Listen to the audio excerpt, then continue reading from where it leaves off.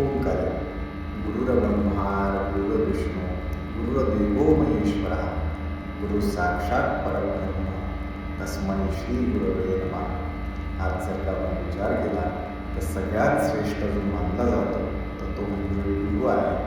त्यामुळे आपण पूजा कार्य आपल्या नित्यनियमामध्ये गुरूंना आवाहन करून गुरूंचं स्मरण केलं पाहिजे।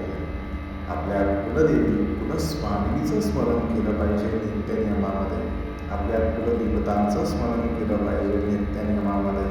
आपल्या ग्रामदेवताचं स्मरण केलं पाहिजे, आपल्या स्थानदेवताचं स्मरण केलं पाहिजे, त्यानंतर आपल्या वास्तुदेवताचं स्मरण केलं पाहिजे। ज्यावेळी आपल्या घरात आपण घरातल्या देवतांची पूजा करतो तेव्हा सगळ्यात आधी ह्या सगळ्यांना आवाहन करून ह्या सगळ्यांचं स्मरण करून मगच आपल्या घरातलं पूजा कार्य आपण रोजचं केलं पाहिजे, जप तप कार्य केलं पाहिजे।